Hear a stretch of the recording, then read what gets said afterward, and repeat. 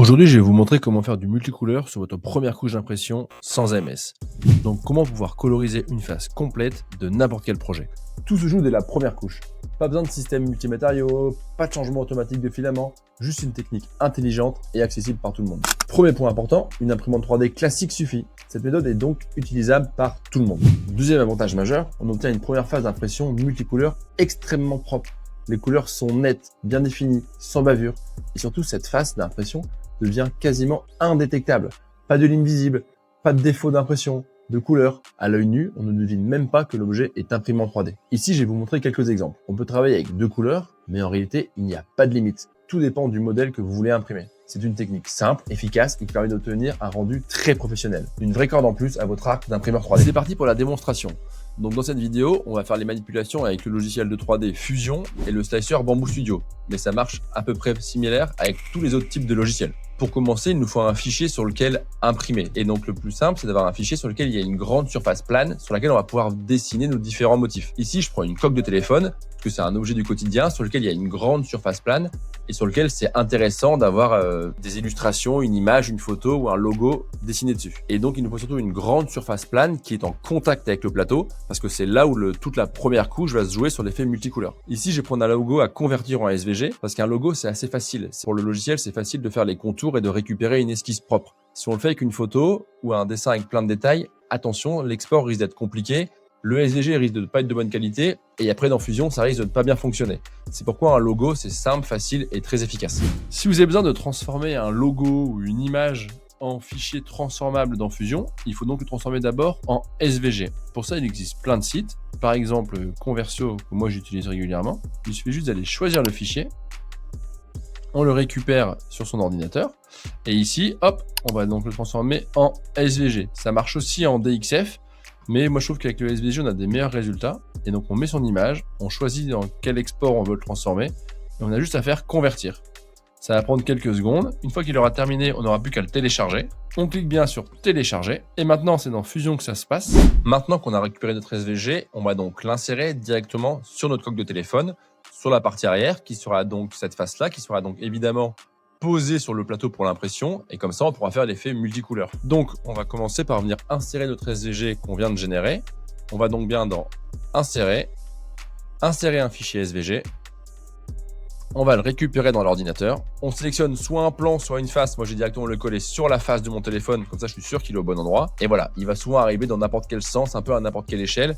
Donc avant de valider, on peut le faire tourner ou avec les symétries on peut gérer pour qu'il se mette dans le bon sens. Voilà. Après, on le positionne un peu comme on veut, en sachant qu'on peut le remodifier après, mais c'est plus simple de le faire directement propre. Donc moi, j'ai mon logo ici. Voilà. Et j'ai plus qu'à faire OK. Une fois que mon logo est positionné, maintenant, il va falloir donc que je l'insère, que je le grave sur la coque. Je fais donc terminer l'esquisse. Je vois bien que dans mon dossier corps, j'ai donc bien que ma coque actuellement. Et donc maintenant, je vais donc venir extruder les détails. Donc ici, je viens bien récupérer la partie de mon logo qui est sur ma surface. Il le découpe parce qu'il voit par rapport à la ligne de la coque que ça fait deux espaces différents.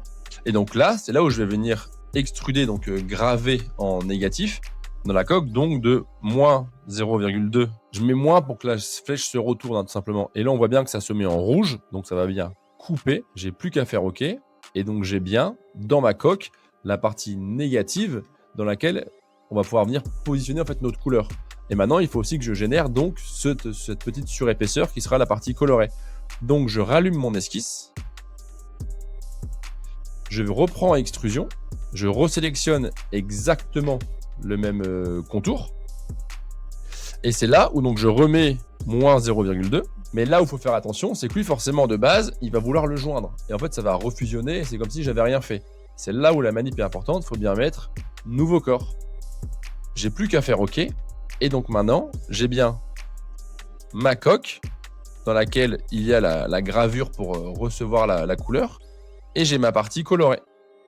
Pas hésiter à renommer logo. En sachant que donc, après moi pour l'impression, je vais faire plus de détails, je vais rajouter un logo et ça. Mais ça voilà, c'est du détail qu'on peut rajouter en plus.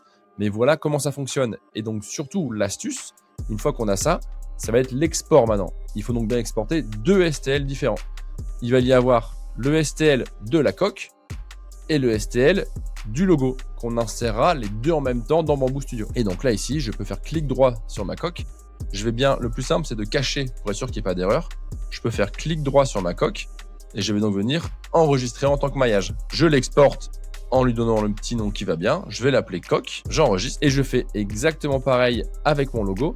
Et d'ailleurs, si le logo, s'il y avait plus de détails, si c'était en plusieurs parties, ne pas hésiter dans le navigateur ici à faire clic droit sur le dossier corps et on peut créer un nouveau groupe. Et donc, par exemple, je pourrais l'appeler couleur, parce que ce serait la partie qui serait, par exemple, voilà, bleu. Ce serait la partie qui serait en bleu dans ma... Donc, d'ailleurs, c'est jaune, pardon. Je fais OK. Et après, une fois que si j'avais plusieurs parties, donc par exemple avec du texte ou que mon logo était plusieurs éléments, et ben une fois que j'ai fait tous mes nouveaux corps, et ben je peux soit tout simplement les glisser dans mon dossier. Et comme ça, j'aurai tout simplement, je trie par couleur pour organiser mon navigateur. Et après, j'ai plus qu'à laisser mon dossier allumé.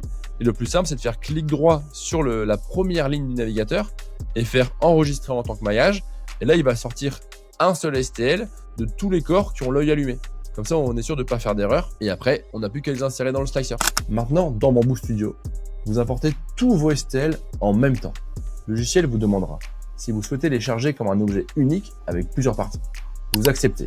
Votre objet complet apparaît avec les différents corps correspondant aux différentes couleurs. Vous conservez uniquement la couleur du détail de la première couche que vous voulez imprimer en supprimant tous les autres corps dans l'onglet Objet. Vous tranchez et vous lancez l'impression. Une fois imprimé, il n'y a plus qu'à changer la bobine, puis on revient dans le slicer et on fait CTRL Z. Vous faites tout réapparaître et ensuite vous recommencez l'opération avec la couleur suivante en supprimant les autres parties. Avec les bons réglages et une bonne hauteur de couche et une vitesse modérée, le résultat est excellent.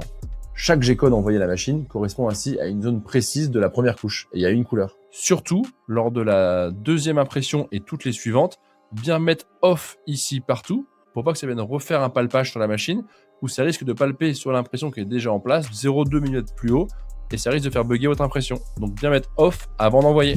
Petit conseil pratique et essentiel. Cette technique demande un peu de rigueur. L'alignement sur le plateau doit être parfait et l'adhérence de la première couche est cruciale. Mieux vaut commencer par des petites pièces pour faire des tests.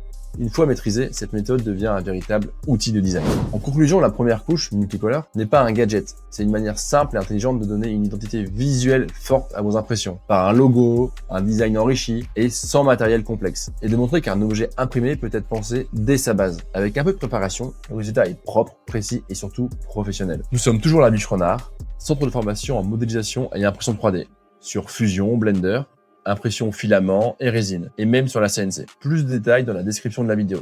Bonne impression et à très vite!